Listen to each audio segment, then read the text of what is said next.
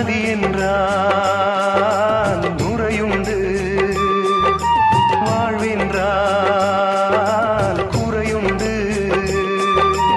ஐப்பசி வந்தால் அடைமழை காலம், சிலராயுள் முழுதும் ஐப்பசி மாதம்.